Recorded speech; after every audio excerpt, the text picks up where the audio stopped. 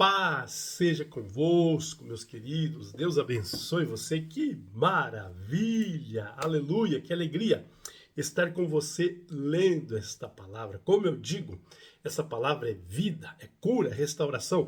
Receba aí, no nome de Jesus, as ricas bênçãos do Senhor para a tua vida. Amém? Estamos chegando ao final da Bíblia. Hoje nós vamos ler Romanos, capítulo 1 ao 3. Romanos, capítulo 1. Eu, Paulo, servo de Jesus Cristo, escrevo esta carta. Deus me chamou e me separou para ser seu apóstolo, a fim de que eu anuncie a boa notícia do Evangelho de Deus. Há muito tempo, essa boa notícia foi prometida por Deus por meio dos seus profetas e escrita nas Escrituras Sagradas. Ela fala a respeito do Filho de Deus, o nosso Senhor Jesus Cristo, a qual, como ser humano, foi descendente do rei Davi. E quanto à sua santidade divina, a sua ressurreição provou com grande poder que ele é o Filho de Deus. Por meio de Cristo, Deus me deu a honra de ser apóstolo no serviço de Cristo para levar pessoas de todas as nações a crerem em Cristo e a serem obedientes a Ele. Entre essas pessoas estão vocês, que moram em Roma, a quem Deus tem chamado para pertencerem a Jesus Cristo. Por isso eu escrevo a todos vocês que estão em Roma,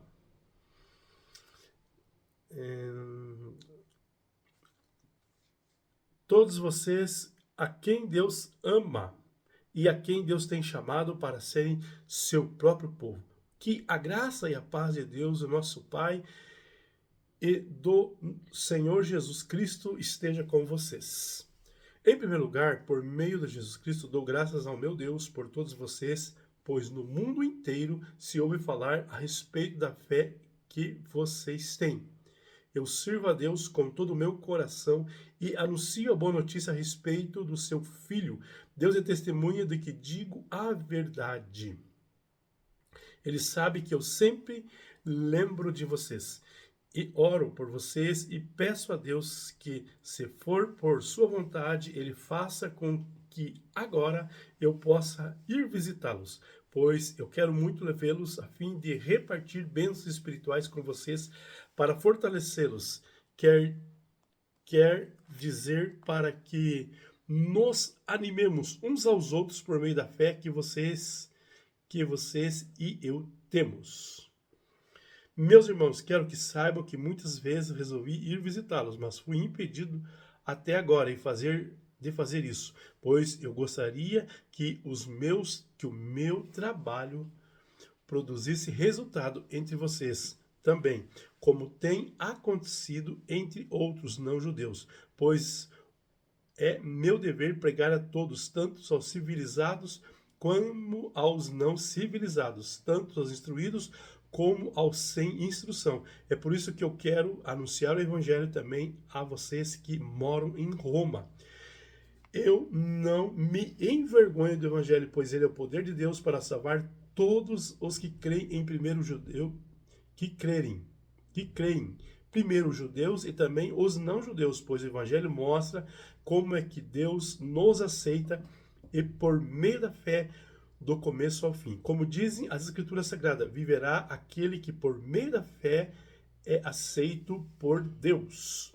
Do céu, Deus revela sua ira contra todos os pecados e todas as maldades das pessoas, que por meio das suas más ações não deixam que os outros conheçam a verdade a respeito de Deus. Deus castiga essas pessoas porque o que se pode conhecer a respeito de Deus está bem claro para elas, pois foi o próprio Deus que lhes mostrou isso, desde que Deus criou o mundo, as suas qualidades invisíveis, isto é, o seu poder eterno e a sua natureza divina, tem sido vista claramente. Os seres humanos podem ser tudo isso nas coisas que Deus tem feito, e portanto eles não têm desculpa nenhuma. Eles sabem que Deus é, mas não lhe dão a glória que ele merece e não são agradecidos. Pelo contrário, Os seus pensamentos se tornaram tolos e suas mentes vazias está coberta de escuridão. Eles dizem que são sábios, mas são tolos. Em vez de adorarem ao Deus imoral, adoram ídolos. Em vez de adorarem ao Deus imortal, adoram ídolos que parecem com seres humanos, ou com pássaros, ou com animais de quatro patas, ou com animais que se arrastam pelo chão. Por isso Deus entregou aos seres humanos aos desejos do coração deles, para fazerem coisas sujas e para terem relações vergonhosas uns com os outros. Eles trocam a verdade sobre Deus pela mentira e adoram e servem as coisas que Deus criou, em vez de adorar e servir o próprio Criador, que deve ser louvado sempre, para sempre. Amém. Por causa dessas coisas que essas pessoas fazem, Deus as entregou às paixões vergonhosas, pois até as mulheres trocam as relações naturais pelas que são contra a natureza. E também os homens deixam as relações naturais com as mulheres e se queimam de paixão uns pelos outros. Homens têm relação vergonhosa uns com os outros e por isso recebem em si mesmo o castigo que merecem por causa dos seus erros. E como não querem saber do verdadeiro conhecimento a respeito de Deus, ele entregou os seres humanos aos seus maus pensamentos, de modo que eles fazem o que não devem. Estão cheios de todo tipo de perversidade, maldade, ganância, vício, ciúme, crimes de mortes, brigas, mentiras e malícias. Caluniam e falam mal um dos outros. Têm ódio de Deus e são atrevidos, orgulhosos e vaidosos. Inventam maneira de fazer o mal, desobedecem aos pais, são imorais, não cumprem a palavra, não têm amor por ninguém e não têm pena dos outros. Eles sabem que o mandamento de Deus diz e aqueles que fazem essas coisas merecem a morte, mas mesmo assim continuam a fazê-lo. E pior ainda, aprovam ou que fazem as mesmas coisas que eles fazem. Romanos capítulo 2. Meus amigos, não importa quem você seja, você não tem desculpa quando julga os outros, pois quando você julga, mas faz as mesmas coisas que eles fazem, você está condenando a você mesmo. Nós sabemos que Deus é justo quando condena os que fazem essas coisas, mas vocês que fazem as mesmas coisas que condenam nos outros, que vocês pensam que escapará do julgamento de Deus? Ou será que vocês desprezam a grande bondade e a tolerância e a paciência de Deus?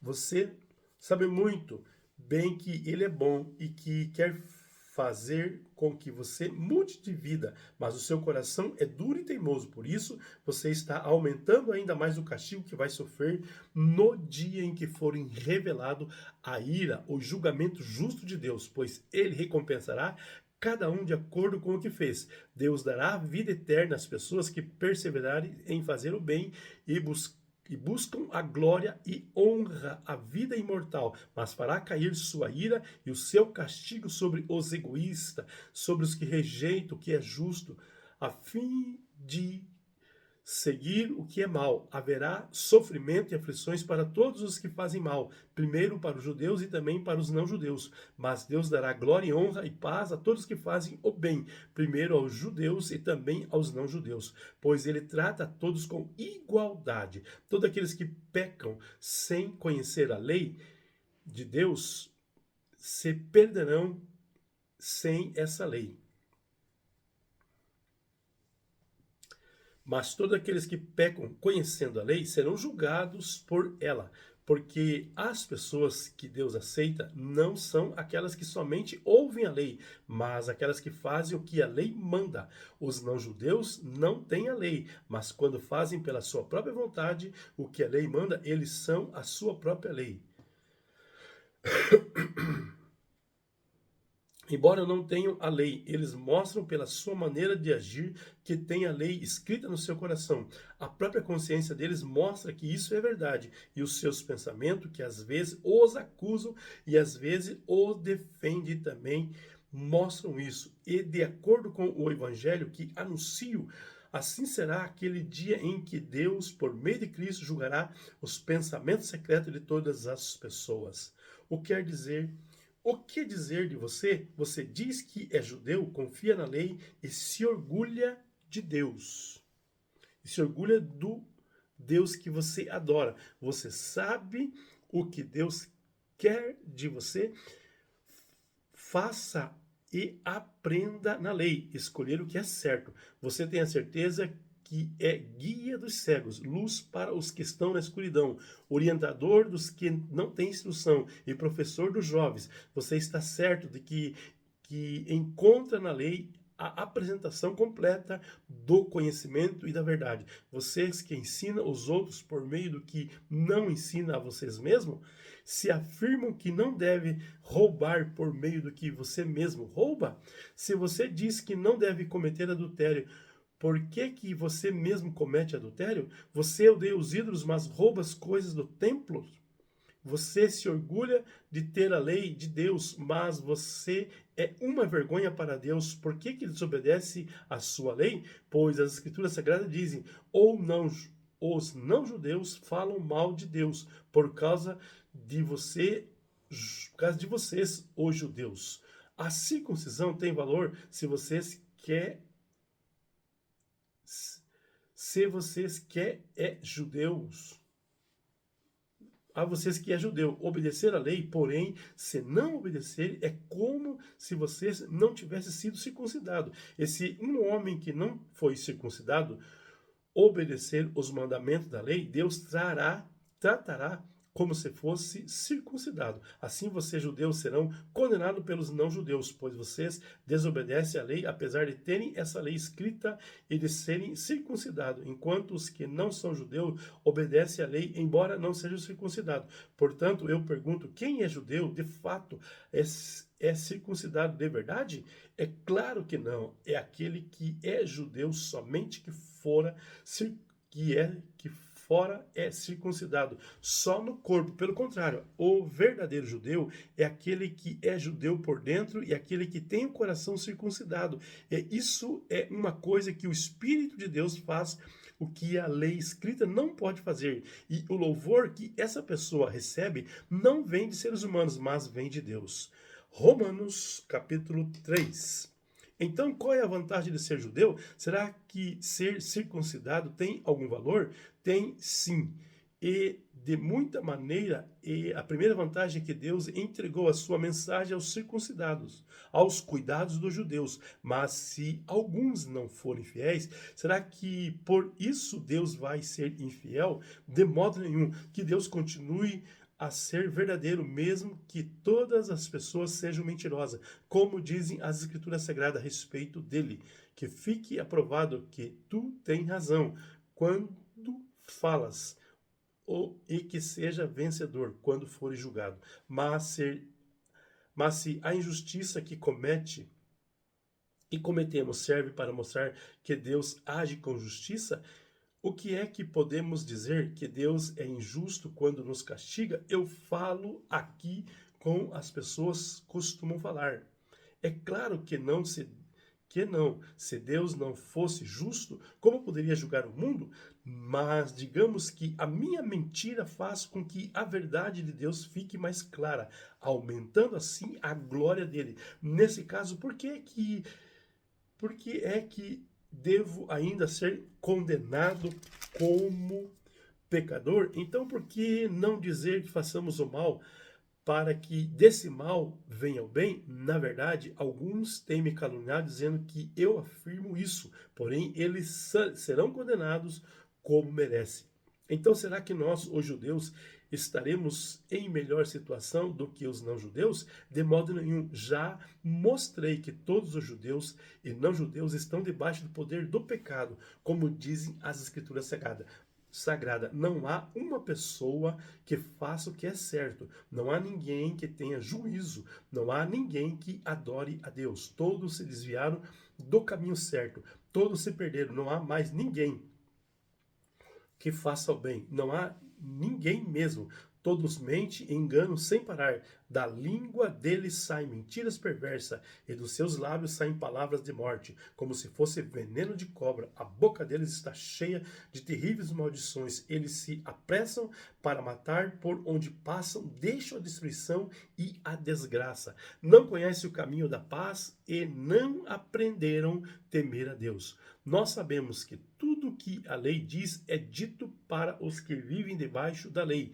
Isso a fim de que todos parem de justificar, a fim de que todas as pessoas do mundo fiquem debaixo do julgamento de Deus. Pois ninguém é aceito por Deus por fazer o que a lei manda, porque a lei faz com que as pessoas saibam que são pecadoras. Mas agora Deus já mostrou que o meio pelo qual ele aceita as pessoas não tem nada a ver com a lei. A lei de Moisés e os profetas são testemunho do seguinte: Deus aceita as pessoas por meio da fé que elas têm em Jesus Cristo, e assim que ele trata todos que creem, pois não existe nenhuma diferença entre as pessoas. Todos pecaram e estão afastados da presença gloriosa de Deus, mas pela sua graça e sem exigir nada, Deus aceita todos por meio de Cristo, Jesus, que os salva. Deus ofereceu Cristo como sacrifício para que, pela sua morte na cruz, Cristo se tornasse o meio de as pessoas receberem o perdão dos seus pecados pela fé nele. Deus quis mostrar com isso que ele é justo. No passado ele foi paciente e não castigou as pessoas por causa dos seus pecados, mas agora, pelo sacrifício de Cristo, Deus mostra que é justo. Assim, ele é justo e aceita os que creem em Jesus. Será que temos motivo para ficarmos orgulhosos? De modo nenhum. E por que não será que é porque obedecemos a lei? Não, não. É porque cremos em Cristo. Assim percebemos que as pessoas se aceitam por Deus pela fé e não por fazer o que a lei manda. Ou será que Deus é somente Deus dos judeus? Será que não é também Deus dos não-judeus? Claro que é. Deus é um só e aceitará os judeus na base da sua fé e também aceitará os não-judeus por meio da fé que eles têm. Será que isso quer dizer que por causa da fé nós tratamos a lei como se ela não valesse nada? Não, de modo nenhum. Pelo contrário, afirmamos que a lei tem valor. Amém. Deus abençoe você poderosamente. Seja muito abençoado e edificado por esta palavra. Lembrando, e todos os dias às 3 horas da madrugada eu estou orando por você. Amém? Ore por mim, pela minha família e juntos nós vamos vencer. Deus abençoe. A paz.